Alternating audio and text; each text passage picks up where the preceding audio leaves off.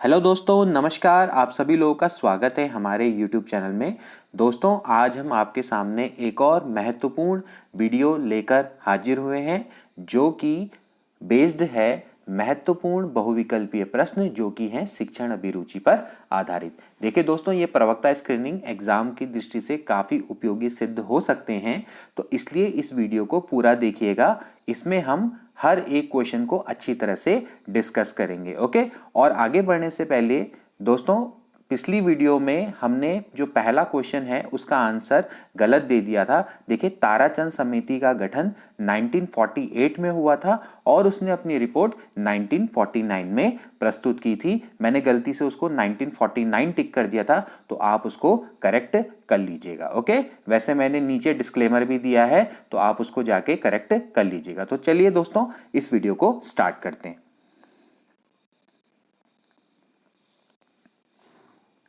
तो देखिए दोस्तों, पहला क्वेश्चन है, पहली राष्ट्रीय शिक्षा नीति कब लागू की गई। देखिए दोस्तों, पहली राष्ट्रीय शिक्षा नीति देश की आज़ादी के बाद की जो पहली राष्ट्रीय शिक्षा नीति थी दोस्तों, वो लागू की गई थी 1968। इसको अगर मैं करेक्ट डेट वाइज दिखाऊं तो ये थी 24 जुलाई 1968।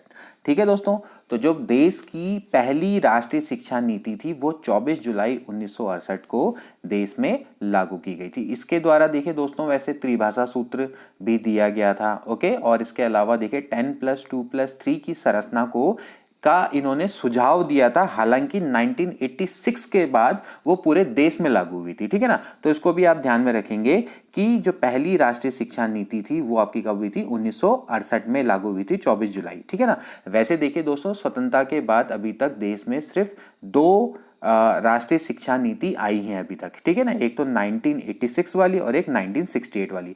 1986 में, 1992 में, 1992 में थोड़ा सा संशोधन किया गया था, और अब जाके जो तीसरी हम कह सकते हैं राष्ट्रीय शिक्षा नीति जो 2020 की आई है वो अब जाकर आई है। ठीक है ना, अभी वो लागू नहीं हुई है, अभी उसमें कार्य चल रहा है। ओके, तो बढ़ते हैं नेक्स्ट क्वेश्चन पे। इसके बाद किसकी अनुशंसा पर पहली राष्ट्रीय शिक्षा नीति बनाई गई। बड़ा अच्छा क्वेश्चन है दोस्तों। यह अनुशंसा दोस्तों कोठारी आयोग ने की थी। कोठारी आयोग जो कि 1964 में आया था, 1966 में इसने अपनी रिपोर्ट प्रस्तुत की थी। तो दोस्तों 1966 में इन्होंने रिपोर्ट प्रस्तुत की थी, उसमें इन्होंने पहली राष्ट्रीय शिक्षा नीति को लागू करने की बात की थी। तो उसी की अनुशंसा पे 1968 में पहली राष्ट्रीय शिक्षा नीति लागू की गई।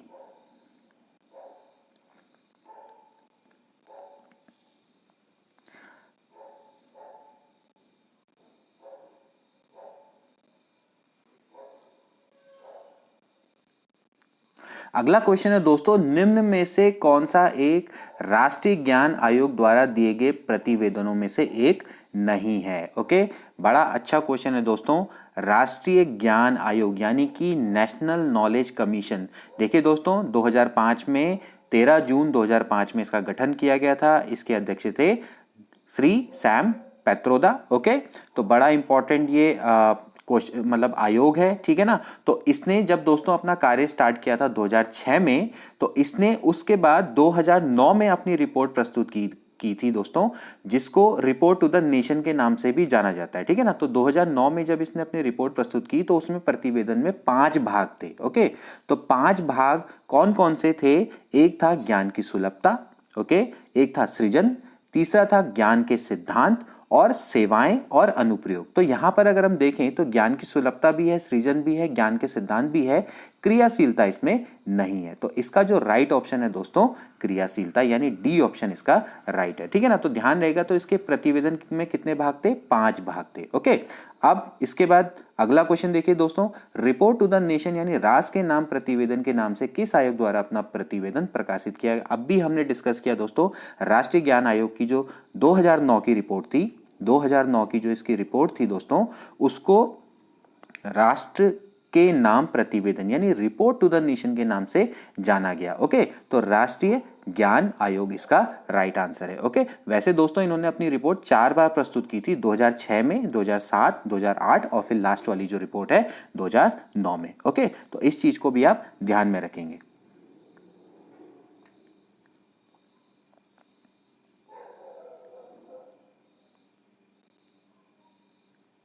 अगला क्वेश्चन है दोस्तों, स्वतंत्र भारत की पहली राष्ट्रीय शिक्षा नीति कौन सी है? अभी दोस्तों हमने इसके बारे में डिस्कस किया है कि जो स्वतंत्र भारत की पहली राष्ट्रीय शिक्षा नीति है वो कौन सी है? राष्ट्रीय शिक्षा नीति 1968। इसको आप ध्यान में रखेंगे। ओके, इसके बाद देखिए दोस्तों, अगला है शिक्षा में प्रशासन के विकेंद्रीकरण से संबंधित सुझाव निम्न में से किस आयोग द्वारा दिया गया?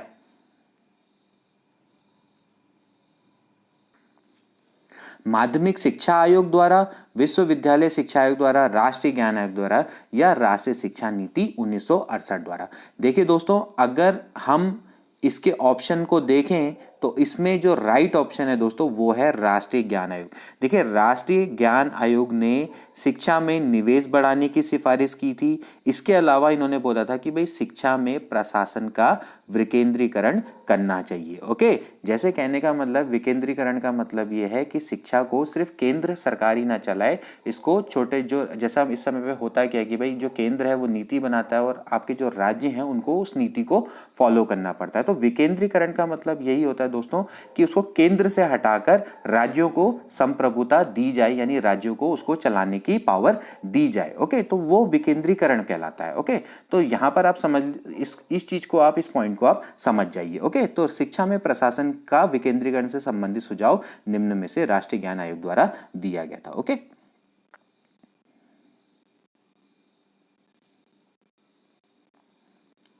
इसके बाद देखिए अगला क्वेश्चन है दोस्तों, केंद्रीय शिक्षा सलाहकार बोर्ड की तरह प्रांतीय राजकीय शिक्षा सलाहकार बोर्ड की स्थापना का प्रशासन एवं वित्त संबंधी सुझाव किसके द्वारा दिया गया था?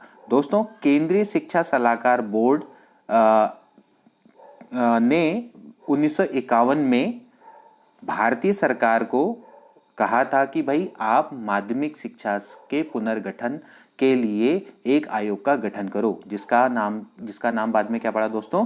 माध्यमिक शिक्षा आयोग, जो कि 1952 में गठित हुआ था। ठीक है ना? तो उसी माध्यमिक शिक्षा आयोग ने केंद्रीय शिक्षा सलाहकार बोर्ड की तरह राज्यों में भी प्रांतीय शिक्षा सलाहकार बोर्ड की स्थापना के सुझाव दिए थे। ये सुझाव प्रशासन एवं वित्त संबंधी सुझाव थे। दोस्तों, आप मेरी वीडियो देख सकते हैं मुदालिया आयोग, वहां से आपको ये बहुत अच्छे से क्लियर हो जाएगा। ठीक है ना? तो इसका दोस्तों राइट ऑप्शन है बी। तो इसका आंसर क्या है? माध्यमिक शिक्षा आयोग 1952-53।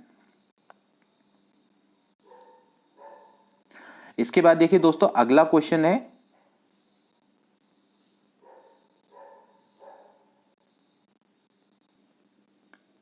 राष्ट्रीय शिक्षा नीति 1986 के गठन के समय भारत के तत्कालीन प्रधानमंत्री कौन थे? तो दोस्तों, इसका जो राइट ऑप्शन है वो है ऑप्शन नंबर डी, यानी कि राजीव गांधी। दोस्तों, 1986 यानी कि इसको हम नई राष्ट्रीय शिक्षा नीति के नाम से भी जानते हैं, क्योंकि 1968 वाली ओल्ड है, तो नई राष्ट्रीय शिक्षा नीति आपकी 1986 है। ठीक है ना? यही आपकी दोस्तों पूरे देश में इस समय पे लागू है। तो इसमें कई सारे इसके प्रावधान थे, कई सारे इसके इन्होंने अनुशंसाएं दी थी। तो इसको आप मेरी जो राष्ट्रीय शिक्षा नीति वाली जो वीडियो है उसको आप देख सकते हैं। मई 1986 में पूरे देश में राष्ट्रीय शिक्षा नीति लागू की गई थी। ठीक है ना? तो इसने पूरे देश में 10+2+3 का ढांचा लागू किया था। ठीक है ना? तो ये भी काफी इंपॉर्टेंट है। ठीक, तो इसके बारे में आप मेरी जो राष्ट्रीय शिक्षा नीति वाली वीडियो है इसको आप देख सकते हैं। ओके,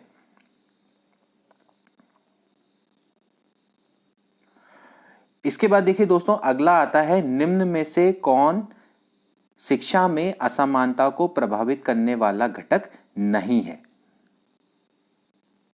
तो दोस्तों यहां पर ऑप्शन दिए हुए हैं मूल्यांकन, सांस्कृतिक, कालिक, सामाजिक, आर्थिक पृष्ठभूमि। देखिए दोस्तों, अगर आप मेरी शिक्षा में असमानता वाली वीडियो देखेंगे तो दोस्तों उसमें हमने डिस्कस किया है कि भाई शिक्षा में असमानता को प्रभावित करने वाले कई सारे घटक होते हैं, जैसे समाज में असमानता होती है, आपकी सामाजिक आर्थिक पृष्ठभूमि कैसी है, सांस्कृतिक असमानता होती है, ठीक है ना, पारिवारिक कारक होते हैं इसमें, शिक्षा ग्रहण करने में आपको कैसी असमानता होती है, ठीक, मूल्यांकन में भी असमानता हो जाती है और भाषाई असमानता भी होती है। तो इसमें कालिक असमानता का कहीं कोई जिक्र नहीं है। ठीक है ना? तो यहां पर अगर देखा जाए तो कालिक इसका राइट ऑप्शन है। ओके, इसके बाद अगला देखिए, निशुल्क एवं अनिवार्य शिक्षा का प्रावधान किस अनुच्छेद के अंतर्गत आता है? देखिए, बड़ा अच्छा क्वेश्चन है दोस्तों।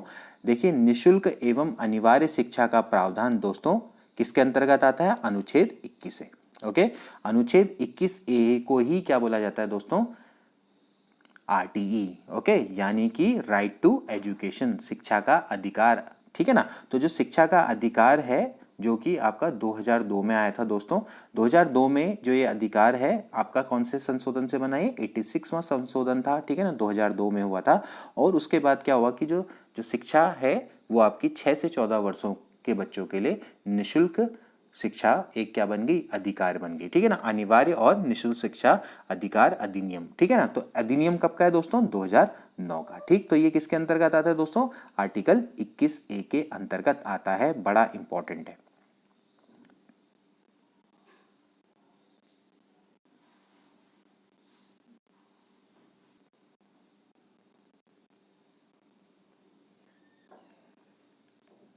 इसके बाद देखिए दोस्तों, अगला क्वेश्चन है शिक्षा का अधिकार अधिनियम के नाम से प्रसिद्ध है।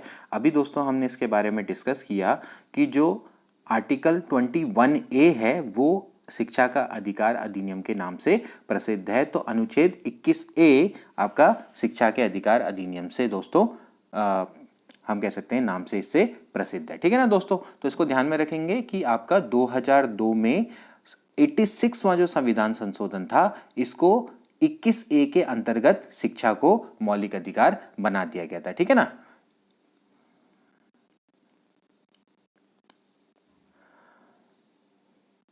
अगला क्वेश्चन दोस्तों, राष्ट्रीय ज्ञान आयोग का गठन किया गया। देखिए बड़ा अच्छा क्वेश्चन है दोस्तों। राष्ट्रीय ज्ञान आयोग का गठन 13 जून 2005 को किया गया था श्री सैम पैत्रोदा की अध्यक्षता में। ठीक है ना? उस समय पे देखिए दोस्तों देश के प्रधानमंत्री कौन थे? डॉक्टर मनमोहन सिंह। ठीक है ना? तो इसमें आपके टोटल 7 सदस्य थे जो कि देश के जाने माने विशेषज्ञ थे। ठीक, तो इसने अपना कार्य 2006 में स्टार्ट किया था। ठीक है ना? तो बड़ा इंपॉर्टेंट है राष्ट्रीय ज्ञान आयोग 13 जून 2005। इसके बाद देखिए दोस्तों अगला क्वेश्चन, राष्ट्रीय शिक्षा नीति 1986 में नीति के दस्तावेजों को कुल कितने भागों में विभाजित किया गया? दोस्तों अगर आप मेरी वीडियो देखेंगे तो इसमें टोटल 12 भाग हैं। ओके, तो राष्ट्रीय शिक्षा नीति 1986 में नीति के दस्तावेजों को कुल 12 भागों में दोस्तों डिवाइड किया गया है। ओके,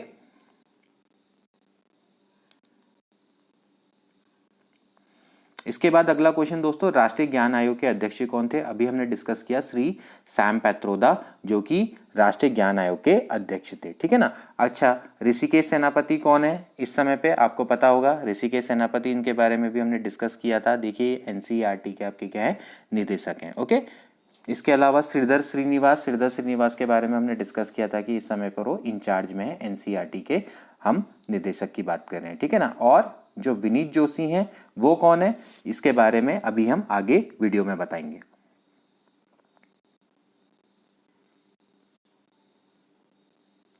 अब देखिए दोस्तों अगला क्वेश्चन आता है,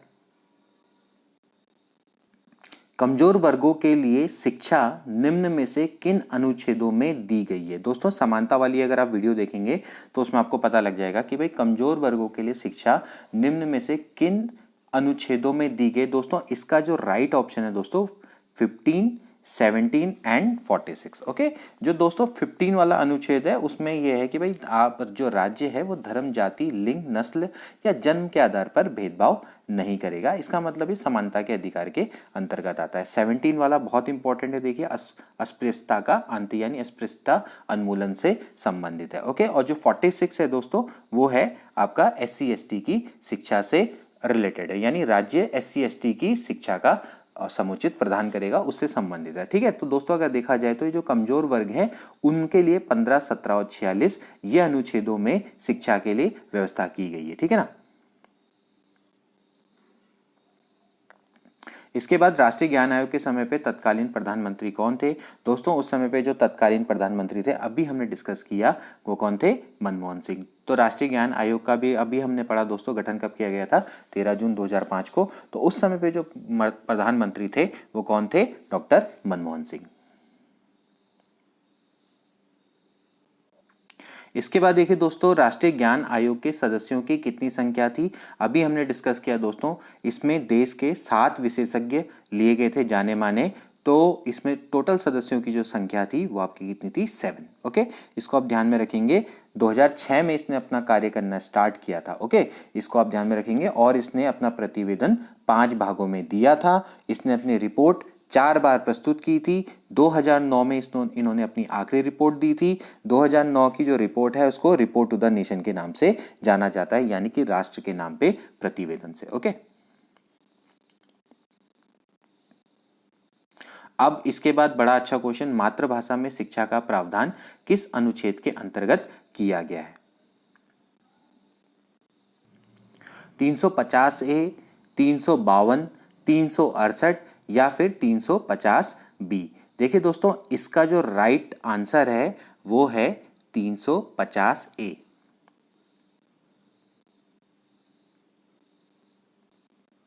देखिए दोस्तों, अगर हम बात करें बाकी आर्टिकल्स की तो देखिए जो दोस्तों 352 है, 352 आपका आपातकालीन से संबंधित है, जो कि सशस्त्र विद्रोह के कारण होता है, तो उसको हम देश में आपातकालीन से डिस्क्राइब करते हैं। तो 352 तो आपातकाल से है। इसके अलावा जो 368 है वो है आपका संविधान संशोधन से। ओके, और इसके अलावा जो 350 बी है वो भाषाई अल्पसंख्यकों के अधिकारों की रक्षा से संबंधित है। ओके, यानी भाषाई अल्पसंख्यक की अगर अधिकार में अगर उनको लगता है कि भाई कोई जांच पड़ताल के लिए उनको एक विशेष अधिकारी की नियुक्ति करनी है तो उसका प्रावधान इसमें किया गया है। ओके, तो मतलब यह है कि अगर उनके भाषाई अल्पसंख्यकों की भाई अधिकार की रक्षा से मामलों में जांच पड़ताल के लिए ये क्या किया जाएगा, एक विशेष अधिकारी की नियुक्ति का प्रावधान इसके अंतर्गत 350 बी के अंतर्गत किया गया। तो जो 350 ए है दोस्तों वो है मातृभाषा में शिक्षा का प्रावधान। ओके, तो इसको आप ध्यान में रखेंगे। इसके बाद दोस्तों, शिक्षा का अधिकार अधिनियम आरटीई 2009 पूरे देश में कब लागू हुआ?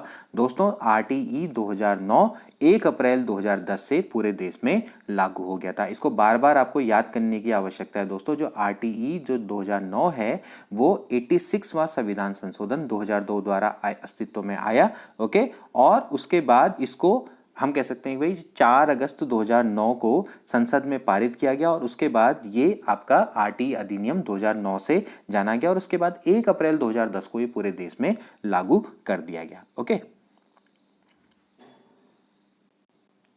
अब देखिए दोस्तों, आरटीई 2009 संसद में कब पारित हुआ? अभी हमने दोस्तों इसके बारे में डिस्कस किया कि जो आरटीई 2009 है वो संसद में 4 अगस्त 2009 को पारित हुआ और 1 अप्रैल 2010 से पूरे देश में लागू हो गया था। ठीक है ना दोस्तों, इसमें 7 अध्याय थे और इसके 98 आपके क्या थे? खंड थे। ठीक, इसको भी आप ध्यान में रखेंगे। ठीक,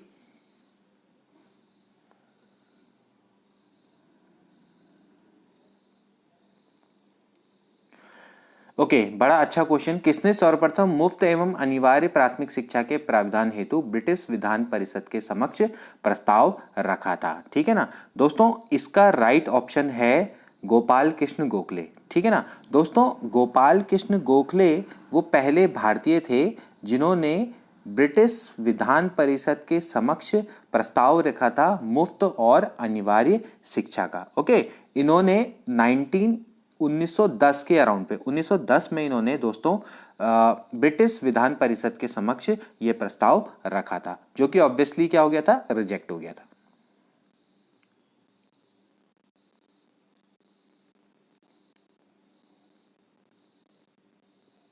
इसके बाद देखिए दोस्तों, अगला क्वेश्चन है अल्पसंख्यकों की शिक्षा के का प्रावधान किस अनुच्छेद के अंतर्गत किया गया है? तो दोस्तों इसका जो राइट ऑप्शन है दोस्तों वो है आर्टिकल 30। ओके, तो आर्टिकल 30 में दोस्तों जो धर्मनिरपेक्ष शिक्षा की भी बात कही गई है और इसमें जो अल्पसंख्यक की शिक्षा है उनका प्रावधान किया गया है। तो आर्टिकल 30 बड़ा इंपॉर्टेंट है। इसके अलावा जो देखिए दोस्तों, जो 29 कॉ है, 29 कॉ में आपके शैक्षिक संस्थानों में अवसरों की समानता की बात की गई है। इसका मतलब यह है कि भाई जो कोई भी नागरिक है देश का, उसको किसी भी शिक्षक संस्थान में जो कि हमारे देश में राज्य द्वारा पोषित है या उससे अनुदानित है, उसमें केवल धर्म है या मूल वंश है या जाति है, भाषा के आधार में उसको प्रवेश से वंचित नहीं किया जाएगा। इसमें इसका मतलब यह है कि भाई शैक्षिक संस्थानों में उसको अवसरों की समानता मिलेगी। तो यह है 29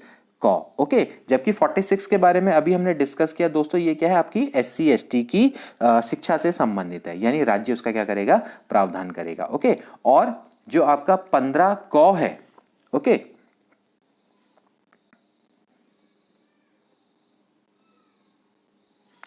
जो दोस्तों इसमें 15 क है वो है स्त्री शिक्षा से संबंधित, ओके। 15 क में स्त्री शिक्षा का प्रावधान किया गया है। 15 क और 15(3) है, इसके दो आर्टिकल हैं, 15(1) और 15(3), इनमें स्त्री शिक्षा की बात की गई। तो इस तरीके से देखा जाए तो भाई अल्पसंख्यकों के लिए शिक्षा का प्रावधान अनुच्छेद 30 के अंतर्गत किया गया है।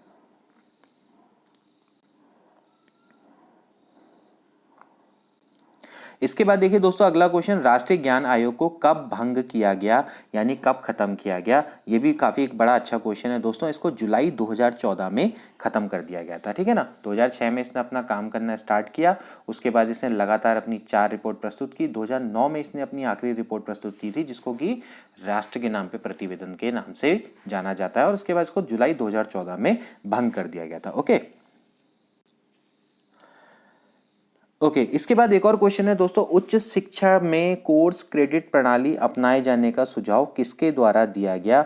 ये भी काफी एक अच्छा क्वेश्चन है दोस्तों, जो ये सुझाव दोस्तों राष्ट्रीय ज्ञान आयोग द्वारा दिया गया था। देखिए कोर्स क्रेडिट प्रणाली अब का मतलब ये होता है कि देखिए जैसे सपोज करो आपकी कोई एक स्ट्रीम है, तो जैसे आप आर्ट स्ट्रीम के स्टूडेंट हैं, तो आप क्या कर सकते हैं, कुछ एक दो सब्जेक्ट आप क्या कर सकते हैं, साइंस स्ट्रीम के भी ले सकते हैं। इसका प्रावधान इसमें किया गया था, ठीक है। तो इसको बोला जाता है कोर्स क्रेडिट प्रणाली। जैसे अगर सपोज करो मैं साइंस का स्टूडेंट हूँ, मेरी साइंस स्ट्रीम है, लेकिन मुझे सपोज करो हिस्ट्री में भी इंटरेस्ट है और मैं थोड़ा कुछ आर्ट के सब्जेक्ट्स भी पढ़ना चाहता हूँ, तो मैं एक या दो सब्जेक्ट ले सकता हूँ। तो इसको कोर्स क्रेडिट प्रणाली बोला जाता है दोस्तों, ओके।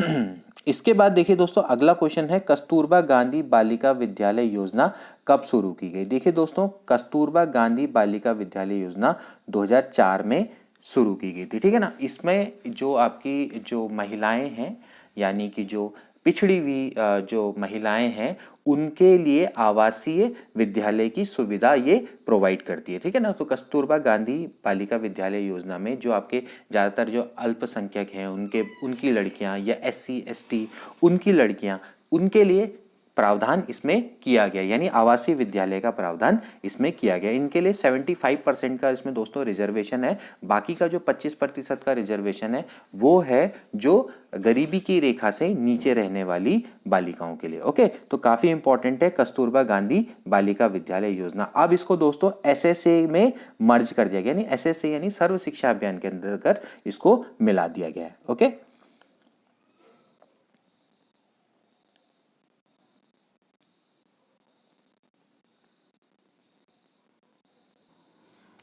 इसके बाद अगला क्वेश्चन है दोस्तों, 2002 से पूर्व 6 से 14 वर्ष के बच्चों के लिए निशुल्क एवं अनिवार्य शिक्षा का प्रावधान किस अनुच्छेद के अंतर्गत किया गया था। बड़ा अच्छा क्वेश्चन है दोस्तों। 2002 से पूर्व दोस्तों 6 से 14 वर्ष के बच्चों के लिए निशुल्क एवं अनिवार्य शिक्षा का प्रावधान दोस्तों आर्टिकल 45 के अंतर्गत था, यानी कि राज्य का एक कर्तव्य था कि वो 6 से 14 वर्ष के बच्चों को निशुल्क एवं अनिवार्य शिक्षा का प्रावधान करे, ठीक है ना। तो जो आर्टिकल 45 है वो दोस्तों इससे रिलेटेड है। बाकी के आर्टिकल की हम बात करें, जो 47 है दोस्तों, ये पोषाहार स्तर और जीवन स्तर को ऊंचा उठाना राज्य का कर्तव्य है, उसके अंतर्गत ये आता है, ठीक है ना। 49 आपका क्या है कि जो भाई राष्ट्रीय महत्व के स्मारक हैं, स्थान है, उनको संरक्षण करना राष्ट्रीय जो राज्य है उसका दायित्व है। 51 दोस्तों अंतर्राष्ट्रीय जो आपकी शांति और सुरक्षा की अभिवृद्धि से संबंधित है, ठीक है ना। तो इसमें आपका जो राइट ऑप्शन है वो दोस्तों कितना है, 45। और जो 51A है उसके बारे में आप बताएंगे कि 51A आर्टिकल किससे संबंधित है।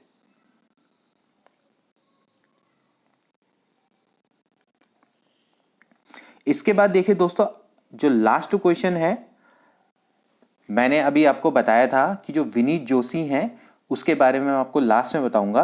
राष्ट्रीय अध्यापक शिक्षा परिषद के चेयरपर्सन कौन हैं दोस्तों।